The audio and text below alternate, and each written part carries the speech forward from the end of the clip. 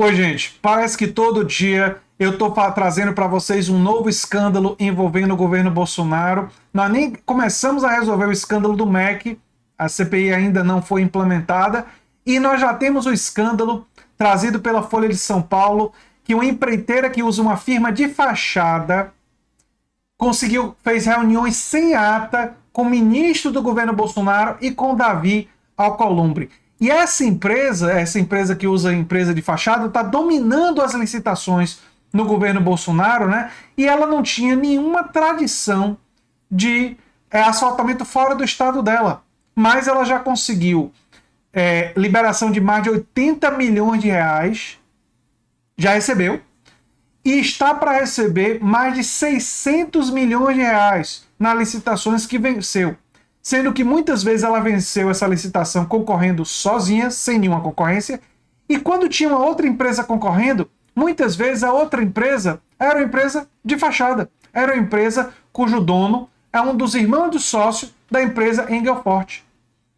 E essa empresa Engelfort, como eu disse, ela está conseguindo reuniões sem ata com o ministro e com o Davi Alcolumbre. Olha só a imoralidade. Em 28 de janeiro de 2022, o então ministro Rogério Marinho estava de férias, mas se encontrou com o presidente da Codevasp, Marcelo Moreira, e com Fernando Teles Antunes Neto, gerente comercial de ninguém mais, ninguém menos do que da Engelfort. Engelfort, a empresa que está ganhando todas essas licitações, e uma empresa que usa como estratégia para competir nas licitações uma empresa de fachada. Um claro ato de corrupção. Né? E detalhe, os registros do tema das conversas, da lista de presenças, dos documentos de agendamento, das reuniões, não existem. Eu vou repetir, não existe. Segundo informação, a Codevasp após questionamento da Folha. Ou seja, a gente não tem como saber o que é que eles conversaram, não é? Quem estava presente lá, fora esses que a Folha já descobriu, e os documentos de agendamento. Por que será que eles querem esconder? Vocês conseguem elaborar algumas hipóteses? Eu tenho algumas. Talvez tenha alguma coisa a ver com o fato dessa empresa ser uma empresa que claramente está envolvendo em uma atividade corrupta. Uma empreiteira corrupta, a empreiteira Engelfort, que as evidências de sua corrupção são gigantescas, né, descobertas por essa reportagem aqui da Folha de São Paulo. A construtora com sede em Imperatriz, no sul do Maranhão, explodiu em verbas na atual gestão sob Bolsonaro e foge sua tradição a obter também contratos para asfaltamento longe de sua base, coisa que nunca tinha conseguido antes, né? A fonte de recursos dela são contratos com a Codevasp, estatal federal entregue por Bolsonaro ao Centrão em troca de apoio político. Sabe aquela política do toma lá da cá, que o Bolsonaro disse que não ia fazer e virou verdadeira política central do governo, né? Procurada, a Codevasp não respondeu aos questionamentos específicos sobre a Engelfort. Por que será? Né? Por que será? Aqui tem os valores, né? Os pregões. Eu quero falar dos pregões online. Esses pregões online, como mostrou a Folha no final de semana passado, né, fazem parte de uma manobra licitatória que passou a ser usada em larga escala sob Bolsonaro para dar vazão aos recursos bilionários das empresas, das emendas parlamentares, distribuídos a deputados e senadores com base em critérios políticos e que dão sustentação ao governo Bolsonaro no Congresso, né? A estratégia deixa em segundo plano planejamento, qualidade, fiscalização, abrindo margem para serviços precários, desvios, superfaturamento e corrupção. Olha só uma das estradas dessa empresa. Olha só como ela está.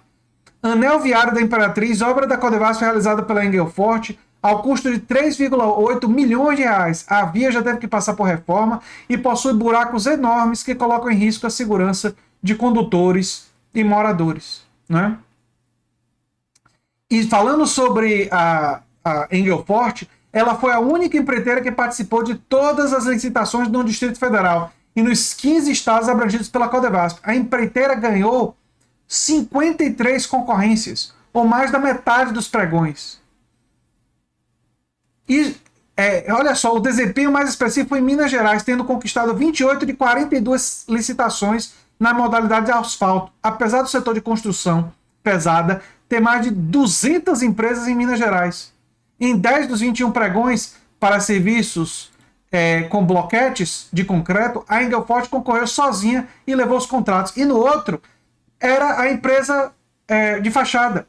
Em parte das concorrências, a Engelfort teve a companhia de uma empresa que a Folha descobriu ser de fachada, a Del Construtora Limitada, registrada em nome de um dos irmãos dos sócios da líder Engelfort. Um dos casos que chama mais atenção é do pregão eletrônico que levou a assinatura de um contrato de 62 milhões de reais para a pavimentação do Amapá. Nessa licitação, as duas únicas empresas foram a Engelfort e a empresa inventada por eles, de fachada, a Del. Na documentação apresentada pela Engelfort para a disputa, constam como sócios da empresa Carlos Eduardo Del Castilho e Carla Cristina Del Castilho. Segundo a ata do pregão, a Del chegou a enviar um link para acesso à sua documentação, porém a pasta estava vazia. Tipo, mandou o link, mas não tinha nada lá dentro. Se a firma tivesse apresentado os papéis, teria sido possível verificar que o sócio administrador da Del é o Antônio Carlos Del Castilho Júnior, irmão dos sócios da Engelfort. É uma empresa de fachada com um negócio em família. Em família. A falta de documentação, obviamente, levou a Del a ser desclassificada e a Engelfort ganhou mais um contrato, também praticamente pelo valor cheio. Aliás, a Engelfort está ganhando todos esses contratos, quase todos eles, com valor cheio. Quando você abre a licitação e concorrência, a ideia é que você busque um preço menor, maior qualidade, planejamento, examinar isso. Não, a Engelfort está ganhando essas licitações com o valor cheio, sem nenhum desconto praticamente, e quando ela tem concorrência, muitas vezes é a concorrência da empresa de fachada. Essa é literalmente a concorrência do tipo de capitalismo desenvolvido pelo bolsonarismo e pelo centrão, não é? Nessa aliança que eles têm hoje fortíssima, não é? De corrupção em escala industrial. E era esse o governo que esse pessoal dizia que iria combater corrupção. Que ironia, né? Que ironia. Que coisa realmente vergonhosa. A Folha fez até um lembrete de todas as notícias recentes de suspeita de corrupção, e eles usam a palavra suspeita porque não podem ainda afirmar porque não teve o processo, mas as evidências são gigantescas do governo Bolsonaro. O governo Bolsonaro afrouxou licitações para acomodar um emendoduto. A estatal que recebeu 3 bilhões em verba sob Bolsonaro não consegue provar o valor das obras. Empreiteira usa empresa de fachada, nesse caso agora, e domina licitações sob Bolsonaro. Ministro da Educação disse, em áudio, já divulgado, que eu fiz vídeo, priorizar amigo de pastor a pedido de Bolsonaro. E governo Bolsonaro destina 26 milhões em kit de robótica para escola que não tem nem água, nem computador, nem internet. Olha, é difícil. É difícil.